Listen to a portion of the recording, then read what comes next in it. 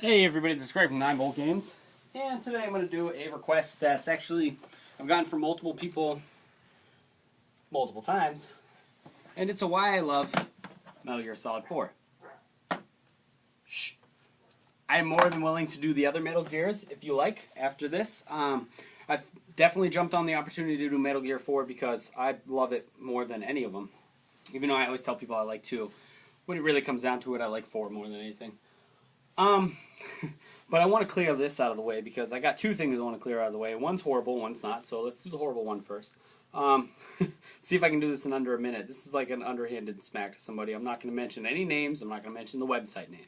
But I got burned this weekend and didn't realize it until today, so it really irritated me. A lot of you have asked me, where's my Far Cry 3 review? I didn't do a Far Cry 3 review, and I responded with somebody else was going to do it for the site. This person told me, I need time, I need time, I need time. Great. I'd rather have you take your time with it and have it be good than not at all.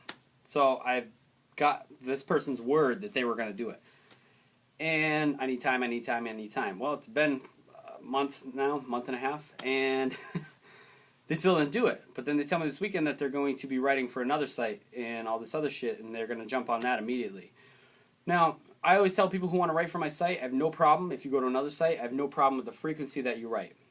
However, don't give me your word that you're going to do something that I was going to do, but I gave it to you anyways, and then not do it.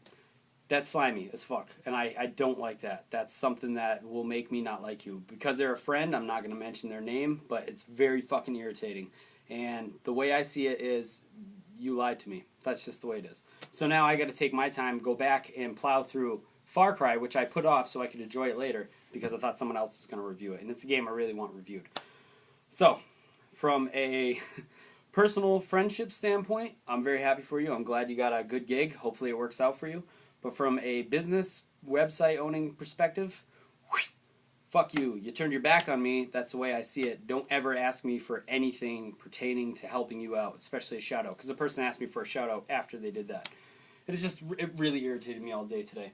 So, now that I just put the daddy just hit mommy vibe out, let's do this one. Someone asked me about my tattoos. I got one right here. It says Chaos. You flip it upside down, it says 50690. I'm not going to tell you what that number's for. I have a Mario M. I got a really gay pirate tattoo. And you probably can't see it, but I got one on the back of my neck that says I'm dying. Those are my tattoos, buddy. So now you've seen them. So you've been a subscriber for a long time. I owe it to you. But let's get right back into the happy thought. Why I like Metal Gear Solid 4. I don't know exactly where it is because my fat PS3 shit the bed and I lost all my save. My hard drive is what shit the bed. I lost all my save data, but I got no trophies to prove it because it wasn't trophies yet. But there is trophies now, so I do like that they added trophies retroactively. You can go back and get your trophies for it. I like Metal Gear I like Metal Gear 4 because it tied together a lot. It did still leave some questions, but it tied together a lot, and enough for me to tell you this is how much I like it. I have to do spoilers. That's the only way I can talk about this game. So if you don't mind spoilers, then okay, hang out here. I'm probably not going to show you any gameplay because I probably have to install shit, but if you don't like spoilers, I'll tell you when to leave. Right now you don't have to leave.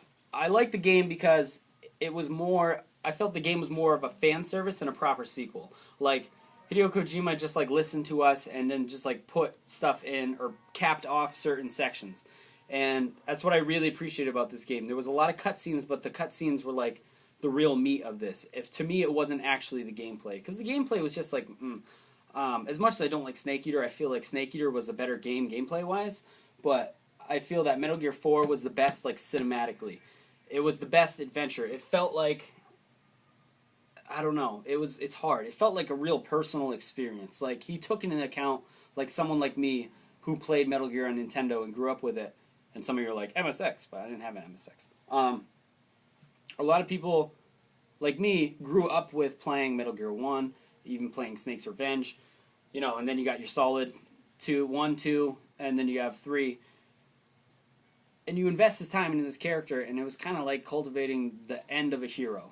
Now, that's not a spoiler, but, like, you start off the adventure, and you're like, God, with all the shit that was said about it around the launch, you're like, I know what's going to happen in the end of this. And it's kind of sad. Like, you really pity Snake. All right, spoilers start here. So you can stop watching it. This part really got me at the end. the part when you see Big Boss.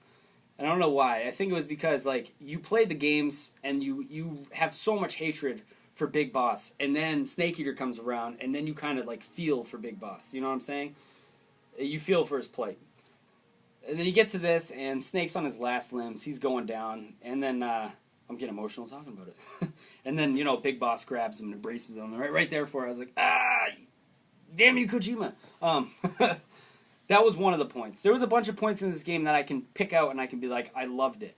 The Psycho Mantis bit, even though that was meant to just be fan service and kind of be funny, mocking the fact that you don't have hard drives if you didn't have a DualShock controller. That was cool because Psycho Mantis is my favorite boss in this entire realm of games. So having him come back in what should be the final installment was really cool of them to do that. I think every B&B core fight was totally awesome. I liked how they ended them.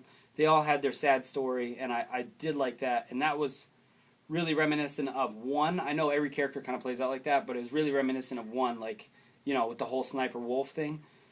I felt like every B&B core fight was like Sniper Wolf at the end, and I really love that. Like, that kind of storytelling totally gets me. But yeah, this right here. When he puts the gun in his mouth, I was like, oh my god. Like, my heart started tensing up. Raiden's last stand was amazing. He totally redeemed himself. Even if you didn't like him in 2, you cannot deny when you played 4 that Raiden was a badass, total hero by the end of the game. When he's fighting off those dudes and he had his fucking sword in his mouth, he had no arms. Oh my god, that shit was it was so awesome. When he stopped the Metal Gear by himself, like, come on, man. There's just so much about this game that I loved. And then the one part that I truly loved, and when I talked to people, they truly loved, was the fist fight between you and Liquid, you and Ocelot. The fist fight at the end, it was so dragged out, it was so long. It was just an epic, epic scene, because it was gameplay pretty much all the way through. The music changed throughout the games, like when you're supposed to be fighting them. And then, the whole finding out, like, in the beginning, like, Ocelot was really never a bad guy. He just played the necessary bad guy. And that just started to unravel a bunch of shit of, like, oh my god, like, everyone knows what's going on around, thanks to Drebin. Everyone knows what's going on around Snake except for Snake. Snake was the biggest pawn in this entire game. And that was totally awesome to me. And Ocelot, like, revealing what he had to reveal. That's just in case you spoiler people hung around. Like, that was intense to me. Because I was like, man, I hated this guy. I hated him so much. For 3 games, I did not like this guy. And then at the end of 4, I'm like, oh my god, this guy is awesome. He did his part to help the world. Like, it was all this crazy stuff. Like, everything you think you know turned right around. And I loved it. I loved that everything that you perceived, and sometimes maybe things that you question, turn out to be ass backwards in this game. And I just loved it. I fucking loved Drebin. I love the talk you have with Drebin at the end of the game, where he's telling you about the Rat Pack, blah, blah, blah, and the Patriots, oh my god. Like, everything was just so great. It came together great for me. I even liked Sonny's little, scrambled egg fortunes. There was just a lot of stuff packed into this one game, and I felt completely content with the end of this game where they could never continue it again, and I would be happy. And I think that's the way he wanted to do it. Now, obviously, they're continuing with Metal Gear, and I don't even really care what direction they go with it now. I won't feel offended because I feel like I completed my mission with Snake. Do you know what I mean? That's why I love it so much. I really amped up. Really amped up. It's because I got tickets to Video Games Live, and I'm going to see the Metal Gear Solid orchestrated theme, and that gets me. It chokes me up every time. So when I hear that, and they're going to show clips from this, I'm going to be a wreck. I'm going to have to compose myself. I'm going to have to fight tears with gravity. But yeah, if you've never played Metal Gear 4 and you still hung around for that might have actually all confused you. I tried to keep it as spoiler-free as possible, but just in case. Yeah, man. Oh, and I completely missed an act. How about the act with fucking, where he meets his mom? Oh my god. Guys, if you've never played this game, play this fucking game. It's totally worth the 20-some-odd hours you'll invest in it. Plus, they got trophy support now, so if you haven't played it in a while, go back and play it. I'm going to go back and play this after I complete the games that I want to review, like Far Cry 3. Thank you guys for watching.